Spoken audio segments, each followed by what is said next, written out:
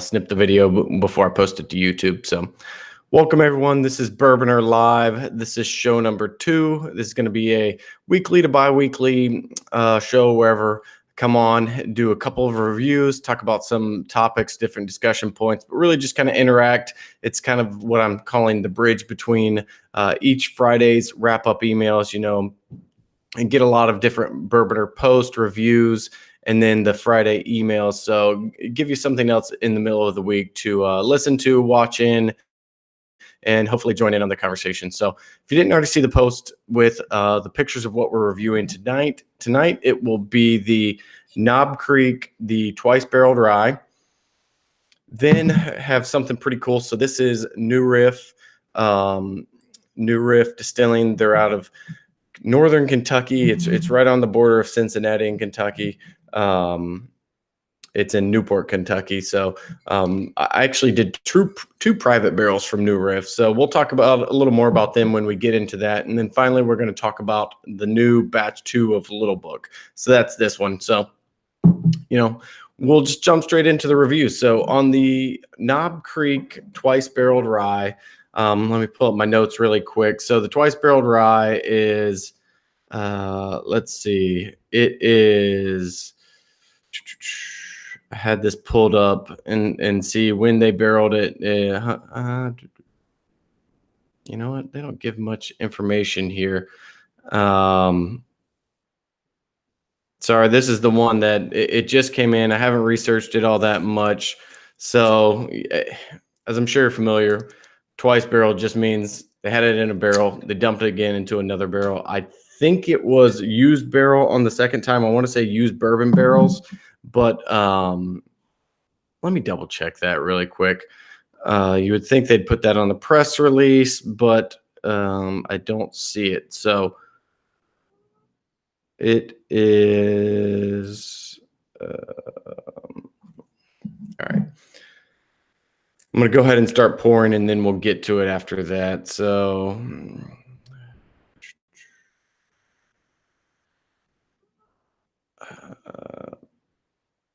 yeah, they just keep saying, oh, savory notes, signature brands, classic rye, amplified, robust oak. None of that really means anything.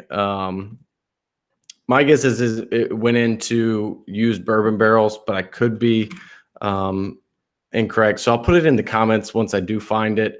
But anyways, Knob Creek, $45. Beam Rye, it's interesting to me. You know, they had the rye one for a while. They've pulled back on that. They've had Jim Beam Rye, which it went through a little bit of a makeover over the years. You know, it went from that kind of mustardy yellow label to a green label. And the Knob Creek rye, they've released a cast strength version. Obviously, there was the Booker's rye, which was the big release. So it seems like they're trying to push the rye a little more. But let's see and taste it.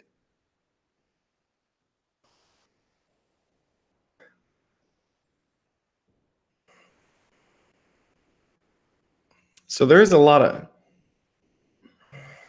like medicinal notes almost. It's very herbally, like a much like a green tea or almost like a herbal tea, like almost like chamomile notes. It's spicy, it's minty. There's a little bit of sweetness. It doesn't remind me all that much of, you know, the typical Beam rye. So that's kind of promising because I've never been a huge fan of their rye except for the Booker's rye, which was a completely different mash bill.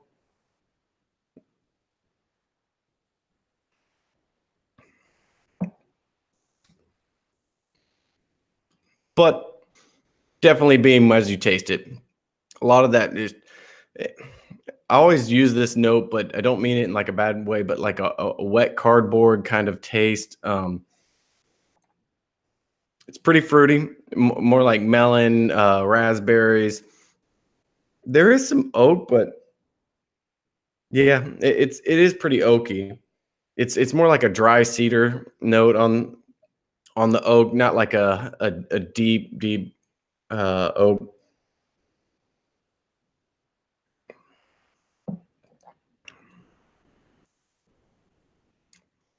It's pretty dry and spicy. So it's at 100 proof. I'm gonna add a little bit of water. It's, you get a lot of the oak, a lot of the spice, a little bit of the sweetness, but um, the finish is really nice. Actually, the finish is kind of like a peach tea.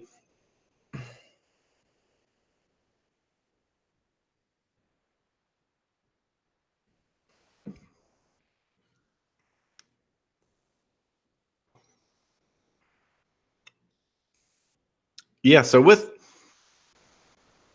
water, it kind of mellows out a little bit. It's not as heavy.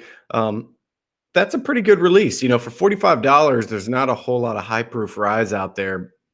We're getting a little more, but obviously Whistle Pig comes to mind for high proof rye.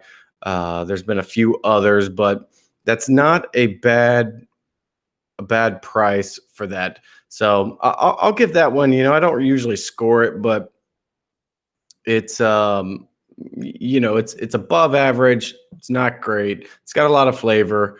I feel like you could do a lot with it if you wanted to put it in a cocktail or something. And we always talk about on the round table how saying it would be great in a cocktail is kind of the cop out answer of saying it sucks. Not necessarily. I'll just kind of say if it's bad, it's bad. But this one, when you're making a cocktail, you kind of want to bring some other flavors from the whiskey and not just make it about the sugar, the bitters, and all that. So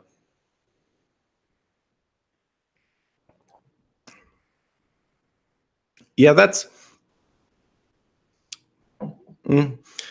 So it starts to fade a little bit for me after some water. So maybe it's better off to drink it at the higher proof. After the water, it's just more just woody, a little flat tasting. But straight from the bottle at the 100 proof, there's a lot of spice in there and everything. So that's a pretty good pour. All right. And I know I kind of go through these pretty quickly, but I know nobody wants to sit here for 3 hours. So I'll just kind of rapid fire because there's a lot in the discussion that I want to talk about tonight. We may not even hit all the points because if you didn't see the TTB released its proposed new regulations, and if you follow whiskey, you'll kind of know that have a lot of thoughts on this.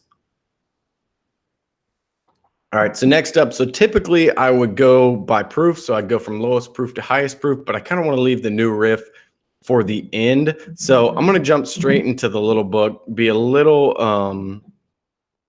unusual, so the little book is it's 118 proof. So it's not too far off from the new riff, which I'll taste last. So if you're unfamiliar with the little book, it's Freddie No, who is the eighth generation of the No or Beam family to be the master, or he'll be the master distiller one day. His dad right now, Fred No, is the current master distiller, but Booker No, which Booker's was named after, is Freddie's granddad, and his nickname growing up was Little Book. So this is his Little Book is his first release as kind of getting out there in front of everyone, and kind of not being the face, but slowly just getting his face and name out there. So the first one was a blend of different bourbons, and I think it was old corn whiskey.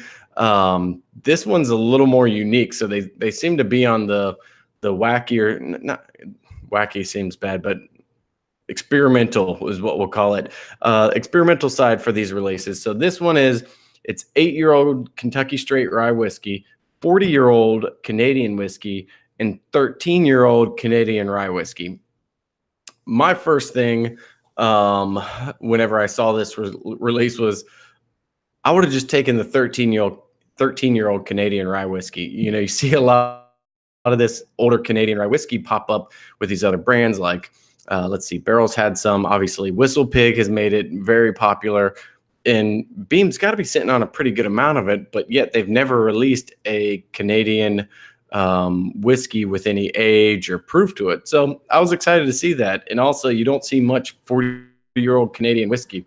So how How all three of those things blend together, I don't know, but we'll give it a shot. So Little Book, we have a mix. Little Book batch number 2, we have a mix from 8-year to 40 years.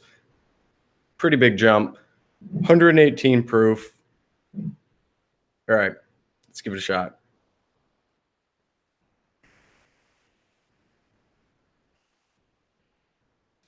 The nose, big whiff of an orange peel.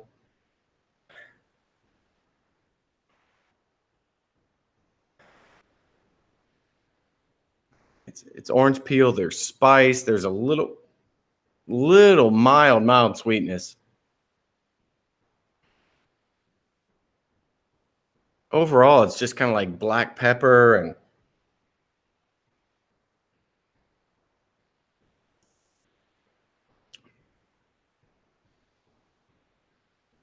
ooh, that's hot. So at 118 proof, that's what do they call it at Beam? The Kentucky Hug or something, where you drink it and it burns all the way down. So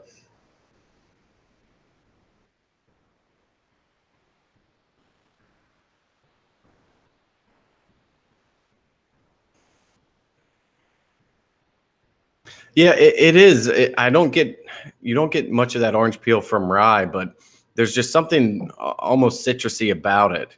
Um,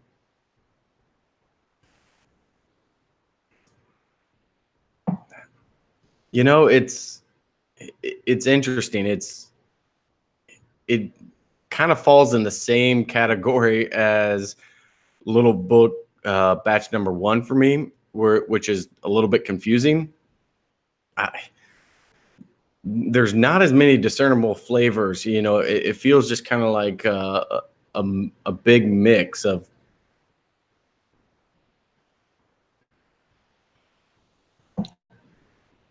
It's big proof. There is some sweetness. There is a little spice. You get a little bit of fruitiness, but it's not like, oh man, I'm hitting these notes for sure. Definitely, it's a little drier on the almost like a cigar tobacco on the finish.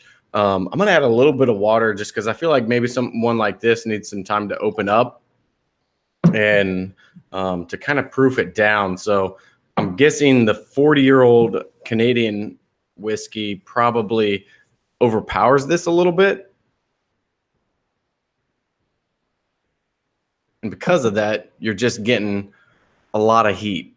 And if you're just getting the heat, you're not getting any of the other flavors behind it. So sometimes when you proof it down, you can get a little more of the discernible flavors and that kind of thing. See, on that, now I'm getting more clove. I'm getting more um, there is that rye spice.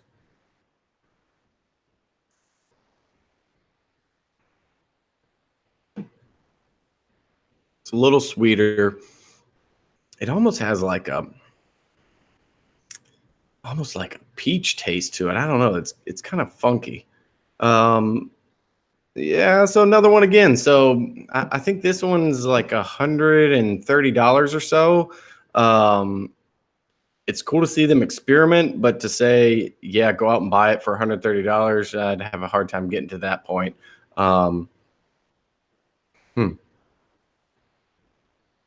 And that's kind of the hard part about this is you try things with blends, um, and you work really hard to put this blend together that you think is really cool and exciting. And on paper, yeah, to say you had a 8-year-old Kentucky rye, a 40-year-old Canadian whiskey, and a 13-year-old Canadian rye, that sounds really cool. But um,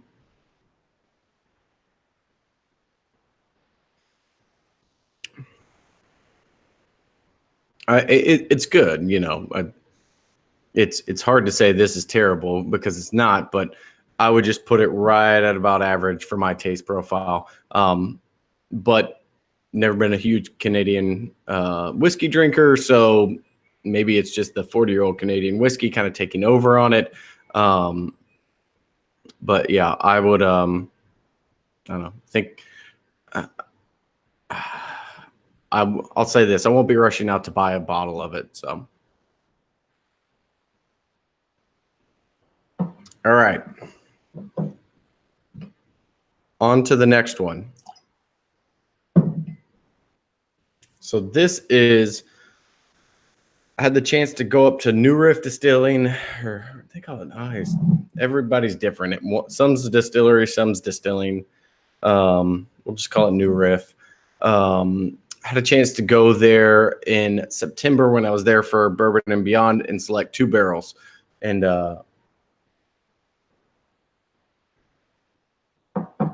so I selected 2 because if I haven't done enough self-promotion yet, I have a site called sealbox.com, seelbachs.com, which we only focus on craft spirits, and you're here because of Bourbonr. So I picked 1 barrel that I thought like, wow, this just really stands out. This is unique. And then 1 barrel that I thought this is a really strong, true bourbon, a lot of big bourbon flavors. And so that's kind of how I segregated it. So I'm going to start with the Bourbonr barrel. So this is barrel number 14866. If you go to, let's see, it was distilled November 3rd, 2014, and it was bottled November 13th, 2018. So New Riff, they're out of Kentucky.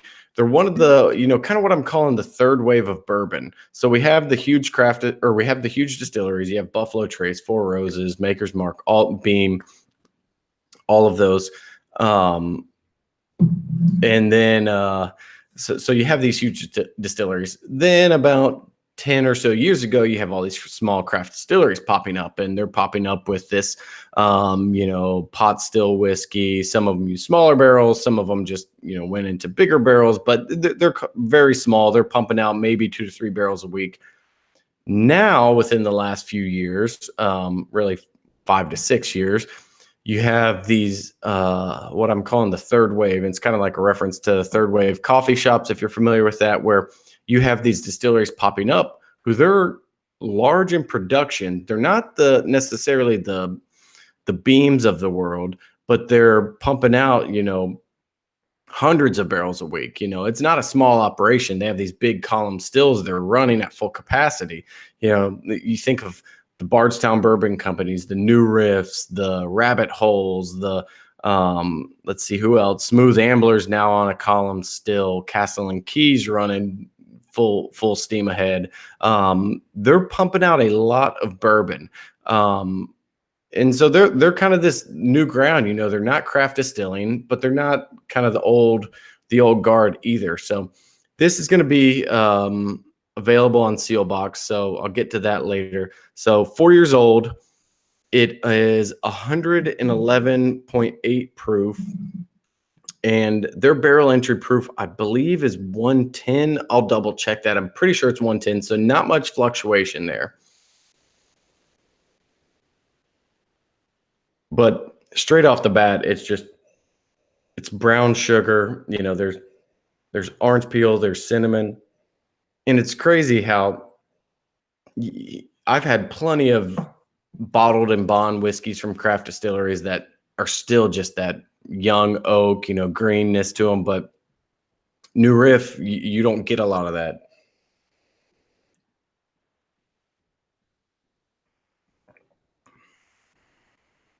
Yeah, so this is it's brown sugar, it's orange peel, it's black pepper, some of the spice. The issue with this, and I'll be honest, even though it's my own pick, it kind of does this and then it drops. So towards the finish, it falls off a little bit. It kind of just fades a little too fast, and that's probably part of the aging process. The more time in the barrel, the more oxidation in the barrel, you get a little more viscosity, and it starts to really round out. But with this, it kind of falls off towards the end. But just on the nose is great.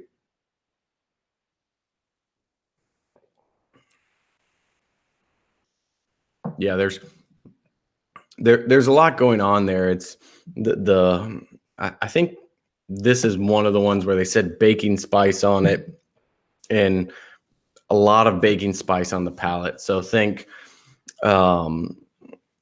clove, cinnamon, all that stuff where you got to dive into your pantry to get a good idea on. And then when I add a little bit of water to it, the oak comes forward. Yeah. So this is a great one that I like to see coming out of these distilleries, because it's no longer graded on the craft scale. It's just, hey, this is a great bourbon. You could drink this, and it kind of proves like, yeah, bourbon doesn't need to be, we don't need 40-year-old stuff to be great. We can have some of these 4 to 6-year-old. I'd like to see this get to 6 years just to see what happens. But I think that 6 to 10-year range is still the sweet spot of bourbon. And I think a lot of what makes them different is they hired Larry Ebersold, who was the master distiller at MGP, to come in and help with the whole process. And then the master distiller at New Riff, he has a brewing background, where I think a lot of people overestimate or underestimate how important it is to get the mash correct. Because if you don't get the mash correct, then you're just putting bad product, and you can't distill out everything. It's kind of like garbage in, garbage out. If you start with bad grain, that's not going to go away during the mashing process. If you have a bad fermentation process, that's not going to go away in distillation. If you have bad distillation, that's not going to go away in the barrel. So if you get those first few steps right, then once you're in the barrel, it's much easier to get a great product, even at a younger age, when you hit those marks all the way through the process. So the barrel's kind of the easy part. Just let it sit. Maybe you taste it. This barrel's a little better than the other, but as long as it's going in and it's a clean distillate, you have a good product. So, all right. So that was barrel 14866, and that's the Bourbonr barrel. So next, I called this the seal box barrel. So this is barrel number 14936. It was distilled on November 10th, 2014, and it was bottled on November 13th, 2018. So they were bottled on the same day. They were distilled a week apart. And this was the barrel where I was just like, wow, that's really good. And if you've never been to New Riff and done a barrel pick there, it's pretty interesting. They give you a sheet. So they say, all right, here's what we have available. It's probably 10 or 12 barrels deep. Here's the tasting notes that we had. What do you want to start with? And you just kind of go and say, all right, this one looks good. This one looks good. You start tasting. Don't like any of those, go back to the sheet, start picking off which you want to select. And so this one just stuck out to me because it had buttered toast was on there, and not a typical flavor note that you see on reviews. So obviously the skeptic in me is like, all right, somebody's just getting a little too fancy with their reviews. So I'll give this barrel a shot. And while I don't know I get buttered toast, the barrel is really good. And yeah, Kenny from Bourbon Pursuit, he still has my barrel sample from this, because I didn't want to check a bag, so I left the samples at his house. And it was, whenever I let the guys from the round table taste it, they were all really impressed by this one.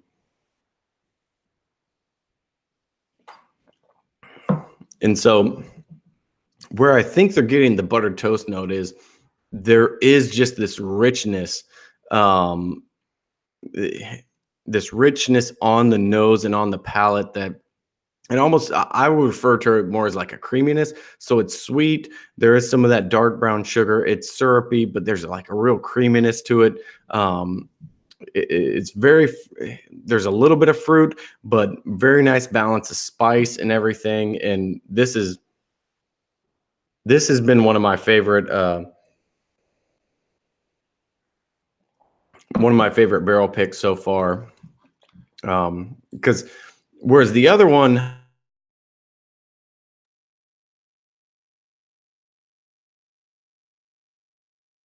hit my cord.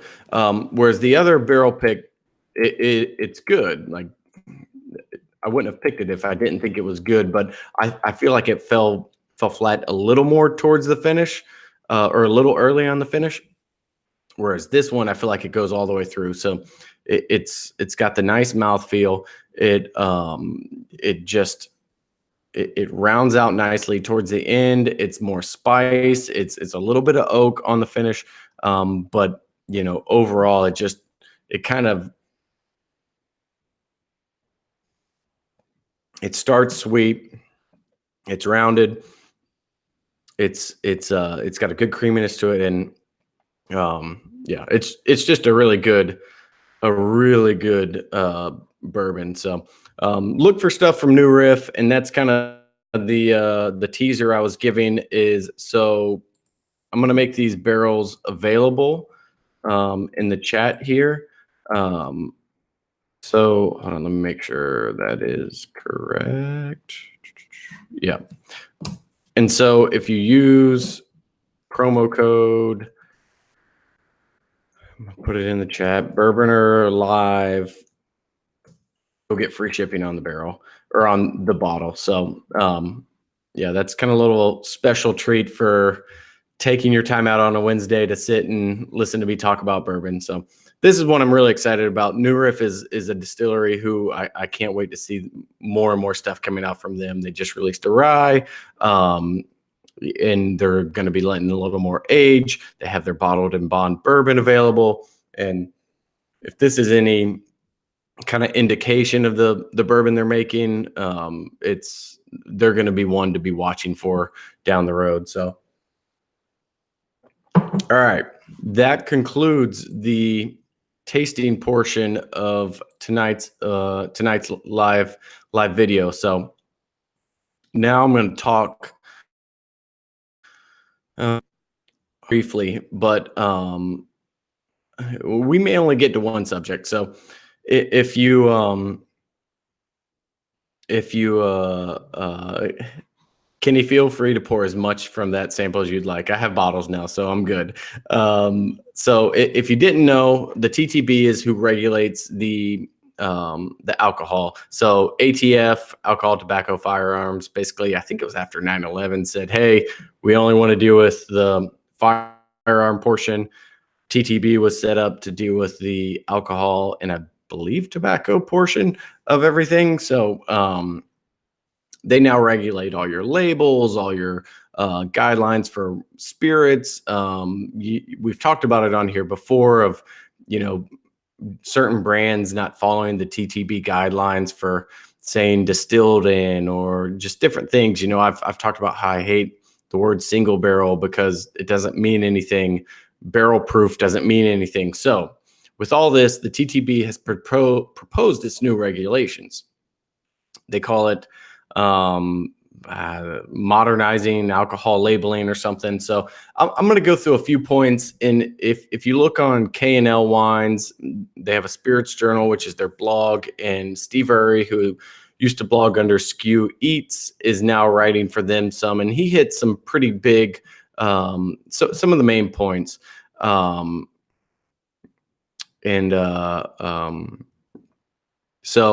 we're just going to kind of go down those and kind of discuss. So feel free to jump in the comments. I'm interested to get people's point of view on some of this.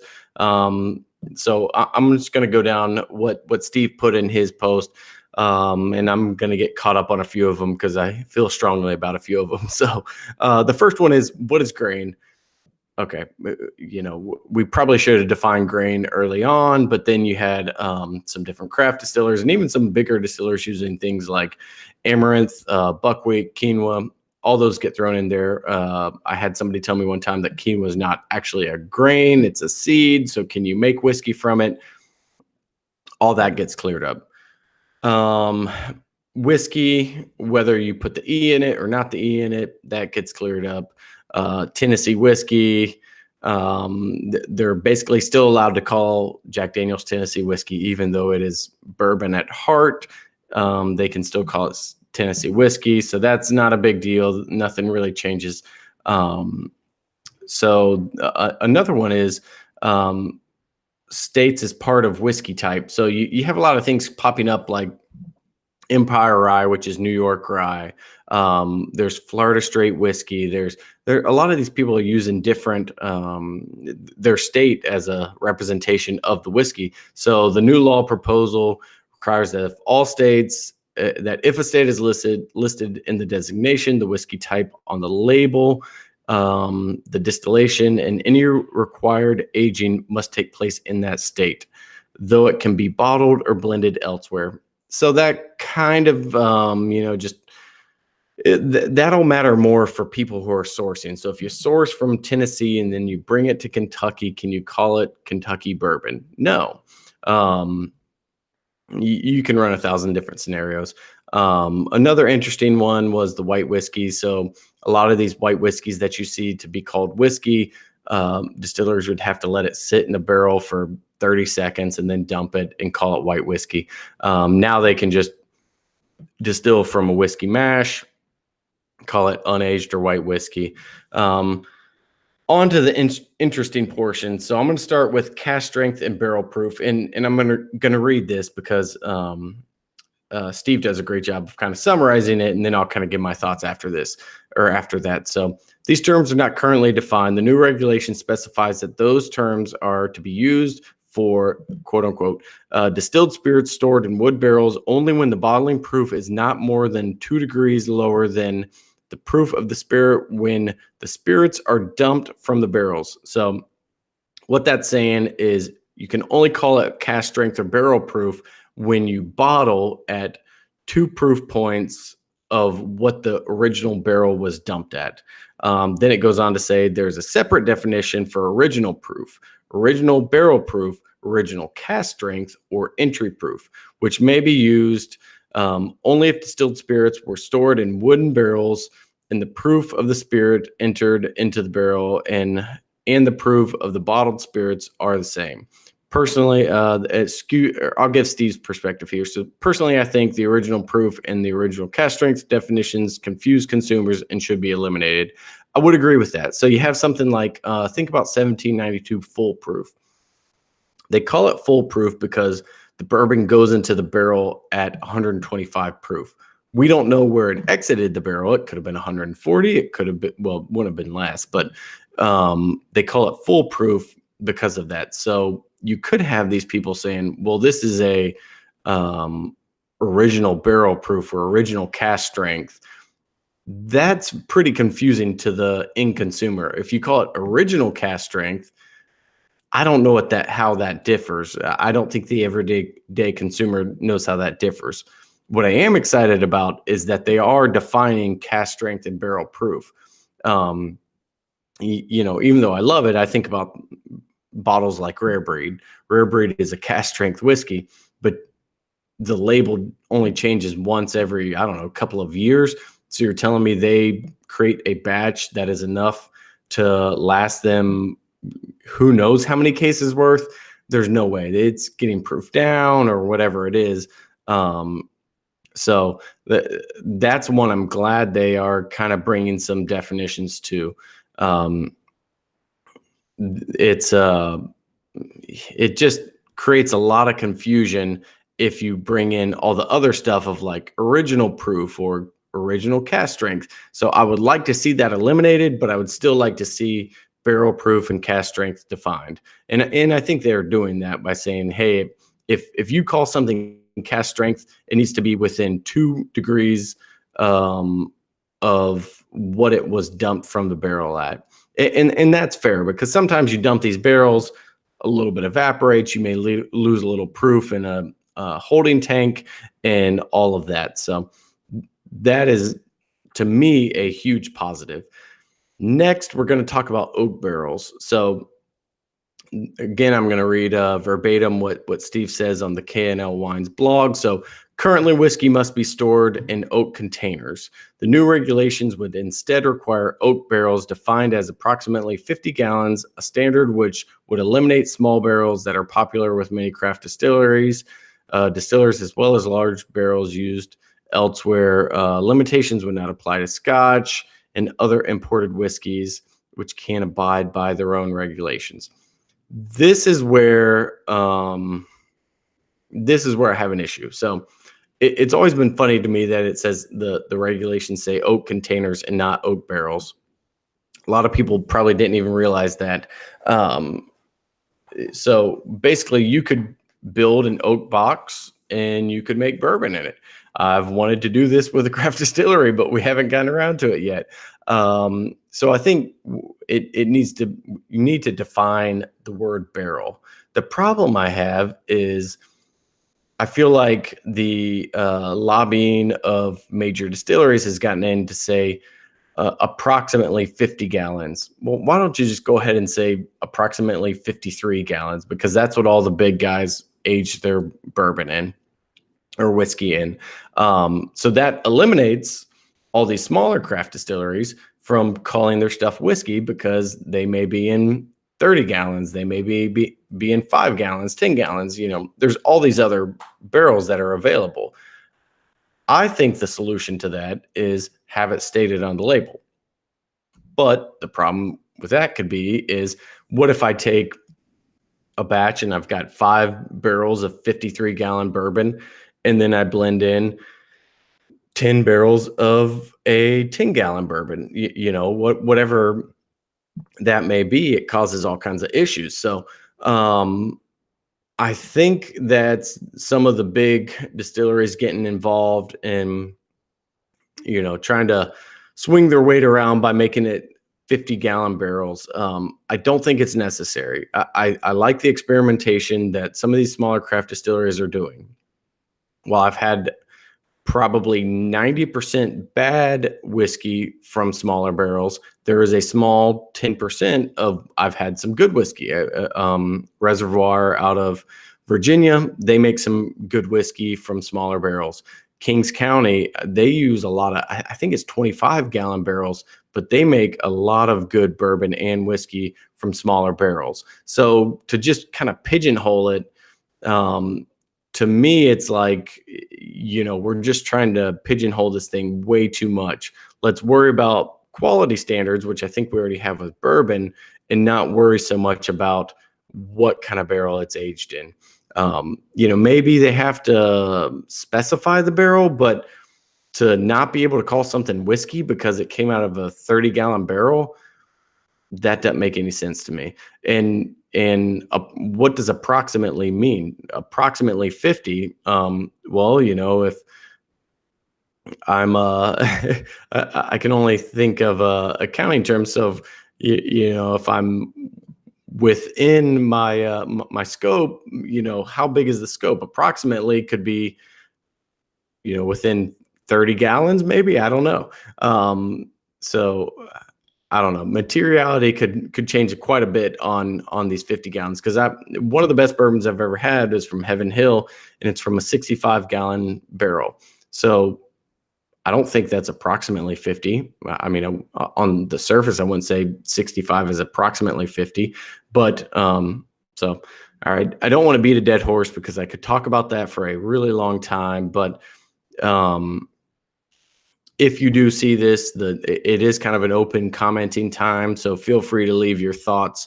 I'm going to post something on Bourbonr about this later this week, or maybe early next week, to try to put some of my thoughts together and hopefully get a lot of comments of what others think. So the next one, so we talked about the oak barrels, we talked about the cask strength. The final one I kind of wanted to touch on that I think is important is finishing. Currently, you can call something a finished bourbon. Finished bourbon would be an angel's envy. They take bourbon, they put it in port barrels. It's a finished bourbon. With the new regulations, here's what they're saying. They're saying, so there is not a comprehensive treatment of finishing under these regulations, but there are a few proposals that touch on them. With regards to age, the proposed regs state, if spirits are aged in more than one oak barrel, for example, if a whiskey is aged 2 years in a new charred oak barrel and then placed into a secondary new charred oak barrel for an additional 6 months, only the time spent in the first barrel is counted towards the age. With regards to whiskey finished in non-oak barrels, the proposal would designate those or those designate those produces, I think there's a typo there. Those produces a distilled spirit specialty product, which in current designation and specifically allows the bourbon finished and designation that is the current practice. So all that to say, that's kind of a complicated phrasing there, but all that to say, not a whole lot has changed. It just kind of affects the age statement of it. So if you have a bourbon finished in a maple barrel, so not like maple syrup, but like a barrel made from maple wood, they could run into some issues. So I think that's where I would like to see a little more clarification there. So I think, in my opinion, there's some traditionalists that think that's no longer bourbon if it hits a different barrel, like a port barrel or like a rum barrel or anything like that. I'm okay with it. I think what we need to do is say it's a bourbon, have that age, and have the finish time in what barrel. So a little more clarity. And maybe that's not on the label, but I would like to see that personally. And Angel's Envy or whoever it is would argue that, hey, we're just pulling it whenever we think it's ready. So that could be 3 months, that could be 6 months, that could be a year. That's too much to try to put on the label. Maybe. But with how it works now is if it goes into a secondary barrel, it basically falls into this like flavored whiskey. So they have to put a formula on their TTB. So I'd like to see that change, because a formula could mean they're adding flavoring. So I'd like to know if it was strictly just bourbon to a finishing barrel or bourbon to a finishing barrel to a specialty blend that was added as a la Templeton Rye. All right. So I think I'm pretty much done talking about that one. I'll post more about this. This will be in the Friday wrap-up email, so you can see it, all 132 pages of the TTB stuff. So those are the big ones. Finally, and I'm just going to go like 5 minutes on this because I know we're getting to the 45-minute mark. But so the Whisky Advocate released their top 20 whiskeys of the year. Or top 20 whiskeys of 2018. In the top 3, we have a Japanese whiskey, we have a rye whiskey, and we have a Tennessee whiskey. So Nika, straight from the barrel, I don't know what they call it. That was the number 1. I haven't tried it, but the majority of Nika that I've had has been really good. I'm a big fan of the coffee grain, whatever they call it. But number 2 was the barrel I just tried with the Knob Creek twice barreled. I didn't love that. There were several others that I'd probably put in there. Number 11 was Little Book batch number 2. So I can't say I've had all 20 of these, but I've tasted a lot of other whiskeys that I would probably put in front of those. It was good to see Belle Meade get in there with their reserve. Which one was it? It was the reserve cask strength. So that was a good one to see in there. And then another one I'm a big fan of is Virginia Distillery Company, which this is their cider cask finished.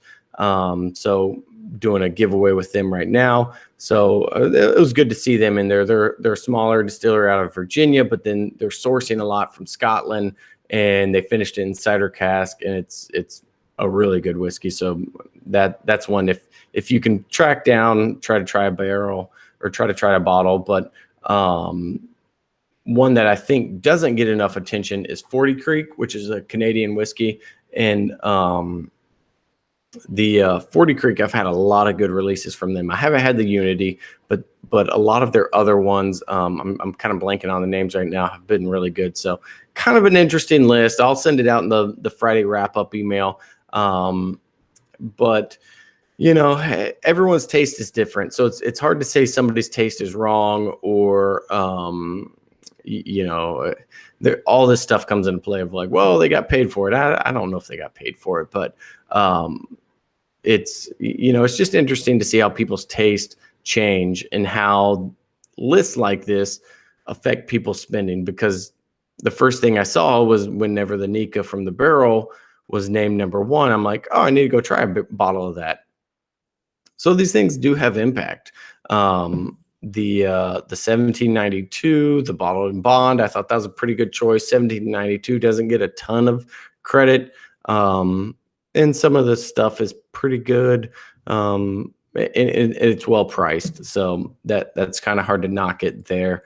Other scotches and Irish whiskeys, I don't get that much into those, so I'll leave somebody else to comment and make an assessment on those. But overall,